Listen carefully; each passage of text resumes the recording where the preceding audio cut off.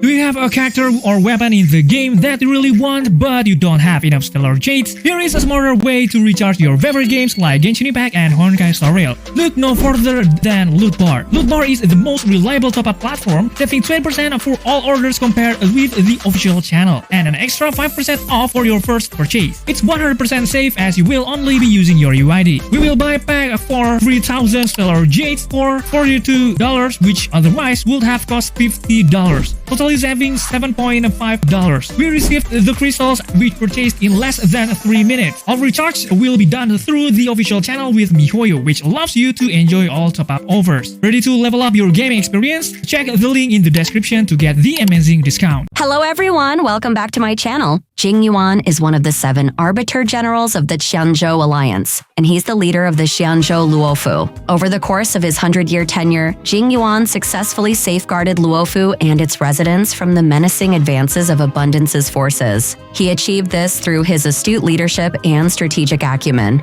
I thought that was an interesting bit of lore. It's no surprise that when the banner was first released, many players were keen to take Jing Yuan, as he was the only DPS area character we had at the time. As the story progressed and new patches and enemies were added though, players started to share their stories of regret for choosing Jing Yuan. As it turns out, almost 50% of people voted Jing Yuan as the worst character in the limited banner in a poll I posted on the community page a while back. But what exactly is it about Jing Yuan that makes fans think he's the worst unit ever? And is he really that bad? So, in this video, we'll look at why fans think Jing Yuan is bad unit and not worthy to pull. So let's get started.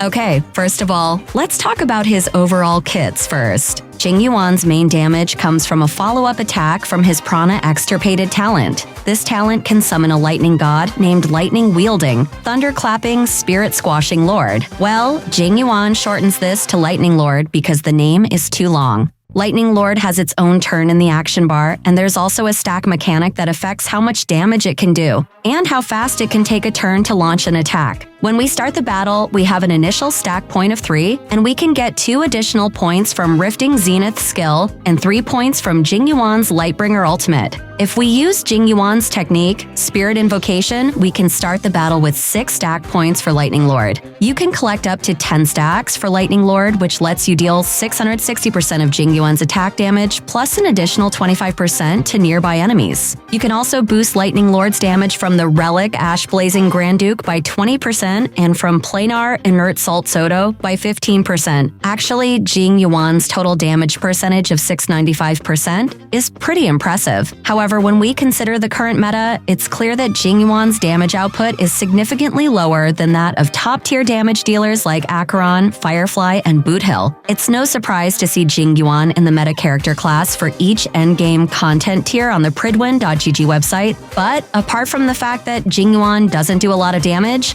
there are 3 other reasons why I think he'll lose out in this tier list competition. The first reason is that Jing Yuan doesn't have a toughness reduction mechanic in his kit. As we know, the enemies we have now have strong toughness, and these enemies also sometimes don't have lightning weakness. This will make Jing Yuan ineffective, and players will likely choose other DPS options that are more effective, such as Acheron. Another reason is it can be tricky to get the maximum stack of the Lightning Lord. Jing Yuan gets 3 stack points at the start of the battle, and he can get 2 points from using his skill and 3 points from his ultimate. If we assume Jing Yuan's technique isn't activated, to get the maximum 10 points, Jing Yuan needs to use at least 2 skills and 1 ultimate in his turn. It's a bit tricky because Jing Yuan usually has low speed, so we don't always have time to do the second skill before the Lightning Lord acts. To get around this, we need to pair Jing Yuan with characters that can give him an advance forward effect so that he can get a turn before Lightning Lord. Bronya and Sparkle are good examples. And the third reason is something that I think is worth mentioning in particular, which is the issue of Jing Yuan's immunity to crowd control. If Jing Yuan is hit by crowd control, Lightning Lord won't get a turn. As we know, most of the enemies in the game can provide crowd control effects. This makes Jing Yuan have to be paired with healer characters who have cleansing debuff abilities, or with characters who can provide crowd control resistance, for example, like Fuxuan. So, is this what makes Jing Yuan a very bad character that makes players regret pulling for him? Well, in terms of raw damage, Jingyuan may have lost some of his popularity, but that doesn't mean he's a useless character for completing endgame content in the current patch. If we check the usage rate data on pridwin.gg, we can see that 2% of players use Jing Yuan to complete MOC, and 6% use him in pure fiction. This shows that it's still possible to complete endgame content using Jing Yuan. Some players have shared their Emoka Node 1 battles with Jing Yuan using his signature light cone along with the full set of Ash Blazing and Inert Salsodo. With the maximum stack, the Lightning Lord Jing Yuan can deal around 200 to 300,000 damage. It's just that, in my opinion, this high damage from Jing Yuan is the result of a fairly premium team composition, given that Sparkle serves as the support in the team and she also uses her LC signature. While Jing Yuan's weaknesses can be overcome with the right team composition, there's one factor that keeps him from being the damage dealer with the most prestige in this patch. That's because Jing Yuan doesn't have a toughness reduction mechanic in his kit. As we know, the enemies we have now are pretty tough, and they also sometimes don't have lightning weakness. This will make Jing Yuan ineffective, and players will likely choose other DPS options that are more powerful, such as Acheron.